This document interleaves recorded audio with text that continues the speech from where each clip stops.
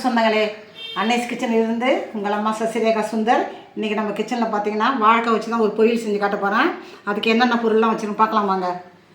ஒரு medium size வாழைக்காவை சின்ன சின்னதாக கட் பண்ணி தேவையான அளவுக்கு தண்ணி ஊற்றி நான் கொஞ்சமாக மஞ்சத்தூள் போட்டு வச்சுருக்கேன். இது ஒரு 5 நிமிஷம் வச்சு நம்ம தண்ணியிலேருந்து எடுத்துடணும் இதை. அதுக்கப்புறம் பார்த்தீங்கன்னாக்கா மீடியம் சைஸ் வெங்காயம் ஒரு 2 கட் பண்ணி வச்சுருக்கேன். ஒரு 6 பூண்டு பல் நசுக்கி வச்சுருக்கேன். கொஞ்சம் கருவேப்பிலை, கடுகு, உளுத்தம்பருப்பு, அரை ஸ்பூனு, ஒரு ஸ்பூன் பார்த்திங்கன்னா கடலை பருப்பு, அரை ஸ்பூன் வந்து சோம்பு, குழம்பு மிளகாத்தால், உப்பு. இதான் மொத்த பொருளே பார்த்திங்கனாக்கா. முதல்ல நான் அந்த வாழைக்காயை அடுப்பில் வச்சு வேக வச்சு எடுத்துக்கலாங்க. டைரெக்டாக நம்ம வந்து தாளிச்சிட்டு இதை அப்படியே வதக்கி செய்யலான்னு பார்த்தீங்கன்னா தண்ணி கொஞ்சம் கூட ஆனால் கூட கொஞ்சம் வழவழப்பாகிடும். பார்த்திங்கன்னா இந்த மாதிரி மெத்தடில் நம்ம செய்யும்போது இந்த வாழைக்காய் பார்த்திங்கன்னா அந்த குழகுழப்பு அந்த வழவழப்புலாம் இல்லாத நல்லாயிருக்கும். பார்த்திங்கன்னா 5 நிமிஷம் எடுத்து வாழைக்காய் பார்த்திங்கன்னா நல்லா வெந்துடுத்து. இப்போ தண்ணி இல்லாமல் நம்ம இதை வடிகட்டி எடுத்து வச்சுக்க வேண்டியது தான். பார்த்திங்கனாக்கா நல்லா வெந்துச்சு.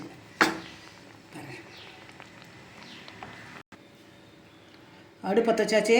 அது மேலே நம்ம வானல் வச்சுட்டோம். வானல் நல்லா காஞ்சித்து. இப்போ நம்ம கொஞ்சமாக எண்ணெய் ஊற்றிக்குவோம். இந்த கடுகு பருப்பு, சோம்பு, கடலை பருப்பு எல்லாத்தையுமே ஒன்றாவே ஆட் பண்ணிக்கலாம். அதில் கடுகு தூரம் நல்லா பொரிஞ்சுட்டு இப்போ கருவேப்பிலை போட்டுக்குவோம். நசுக்கி வச்ச பூண்டு இந்த வெங்காயத்தில் ஆட் பண்ணுவோம். வெங்காயம் நல்லா வதங்கிச்சு. இப்போ நம்ம இந்த வாழைக்காவை இதில் சேர்த்து வேண்டிட்டோம்.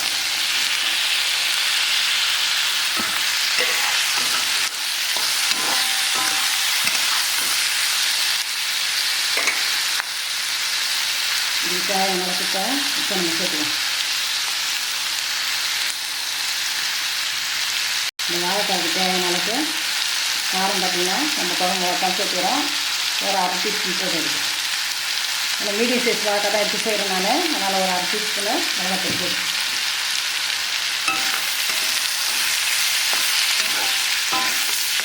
மிளகாத்தூள் உப்புலாம் போட்டு ஒரு 2 நிமிஷம் ஆச்சு. இப்போ பார்த்திங்கன்னா வாழைக்காய் கொஞ்சம் நல்லா சேர்ந்து வந்துச்சு. பொரியல் இப்போ ரெடி ஆகிடுச்சு. நான் வேறு ஒரு பாத்திரத்துக்கு மாற்றி காட்டுறேன். இன்றைக்கி நம்ம அன்னைஸ் கிச்சனில் பார்த்தீங்கன்னா மீடியம் சைஸ் ஒரு வாழைக்காய் வச்சு தான் பொரியல் செஞ்சு காட்டிட்டேன். ரொம்ப ஈஸியான வேலை தான் இது. பார்த்தீங்கன்னாக்கா இது ஒரு 4 பேர், ஒரு குடும்பத்தில் இருக்கிற 4 பேர் சாப்பிட்லாம். அதை தொட்டுக்கிட்டு சாம்பார் சாதம், ரச சாதம், தயிர் சாதம் எதுக்கு வேணால் தொட்டுன்னு சாப்பிட்லாம்.